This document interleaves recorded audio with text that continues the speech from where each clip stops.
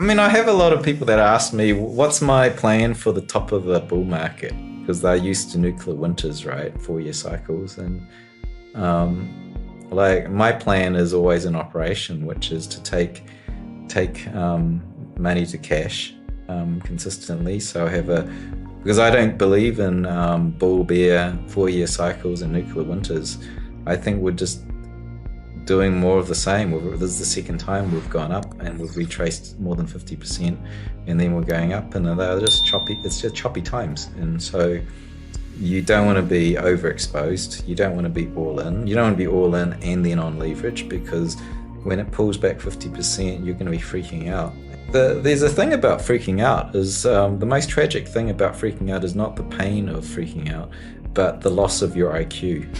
When you're freaking out, you don't think straight, and you do the stupidest things like sell the absolute bottom, because now you've got to cover the pain you're under and the sleepless nights because you were overexposed. So really, it's always like I've always got a chunk in cash, even though maxis, like us, I'm also could consider myself a maxi when I talk about Bitcoin as a monetary standard, but us maxis like to think all in and never hold that dirty sinking fiat. But I'm just practical. It's like I'm gonna have this percent. I think it's like, well, my minimum is always have 10% in cash, and that 10% in cash, I know that like that's self-preservation of my ability to think. Right, so that's my strategy is to have between 10 to 20. I probably want to ramp it even 20 to 30%, maybe even 40% in cash as we go into this year. But I would say that it's because like cash we can currently yield on cash, and we can beat the monetary. I'm looking for high yield on USD, and honestly, that's better than real estate, real estate growth.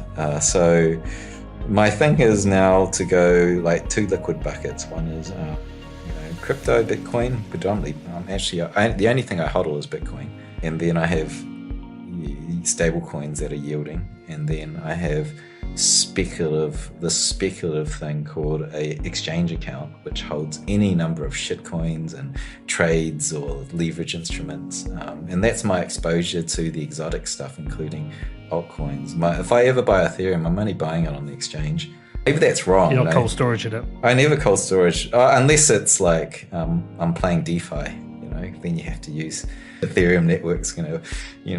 Take me to the cleaners every time I click some MetaMask wallet. It's like it's like $200 per transaction, doing some very interesting, innovative smart contract. No, I mean it too. It's like it's cool experiments, but gosh, it's you got to be trading like a lot of money before that gas fee's worth it compared to like doing something on the exchanges. Yeah, so that's how I'm playing it. I'm putting more into cash, sort of, because I don't see us like being so cyclical and so easy to read these cycles. Like, who read the top? Who read 69,000 said we're going to go to 32.9 in the next few months? We were going to 100, right? Dude. We were going to 100. I think it even surprised institutions who were responsible for the initial sell-off, but then the whole thing went risk off even more, and then the people that were ready to step back and waited and like, whoa, right? So yeah, like I think just it's like I'm not timing it as much, even though I time it in the exotic exchange basket. I'm just like, yeah, up the cash, sit on yield, and let's be honest, like Bitcoin's not doing a 2015 to 2017 ever again. That was 133x. Like the only way it's going to do that is the Armageddon, financial Armageddon, where you don't even care what the US dollar is worth because it's hyperinflated away. And I don't think that's going to happen. I'm thinking longer term, like here's my cash exposure, here's my investments in companies, here's my house, here's Bitcoin, here's cash yield, and it's just sensible allocations. Sensible for me, it's probably a bit risk on for most people. I'm well overexposed to tech and Bitcoin, but it's at least it's not 100% Bitcoin, and I do want to go more sort of balanced. So yeah, that's how I see it. Like I looked at the stock to flow model, and the next 4 years, if it plays out and we're underperforming it, and I don't think it's going to hold because of this new flow coming in, that's about 110% annualized. If you're in cash yield, you can get from 20 to 50% annualized. So US dollar's got its place, because if you're in cash yield, what's your maximum drawdown in any 1 month? It's positive. It's never a drawdown, unless you get unless your instrument is highly exotic and it breaks down, like you're yielding off a DeFi network that's like on Ethereum that just completely got hacked or something. But that's not what I'm talking about. We're coming to a point where Bitcoin's growth, going from a $1 trillion asset class into 10 trillion, the rate at which it's going to go.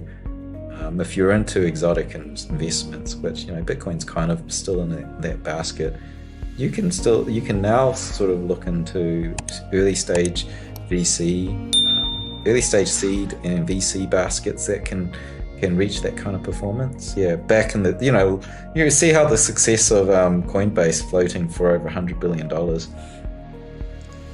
That was an investment, was it in 2011, 2012 or something? The guys that invested in Coinbase did not outperform Bitcoin. Like, they would have got twice as much money if they just held their Bitcoin. And that was the most successful float we've seen so far of a Bitcoin-based or a crypto-based company. So it was always about just keep it in Bitcoin. But now we're in this phase where 110% annualized in an exotic instrument, you could do that from VC if you get the right bet. And so, yeah, it's an interesting time. I don't think we're in that era now where how we thought about it in 2012, 2013, 2014, where this thing, when it goes, it's life-changing money. It's just a very sensible investment that's high volatility, it's high gain, and it certainly should be a part of most people's investment portfolio just to balance out the other things. But it's not a go to the moon vehicle, like $1 turns into $1 million. Like, well, those days are over for Bitcoin. Maybe if you got a punk and minted it for free and now it's multiple millions, that's your vehicle for that. And I think the kids know that, right?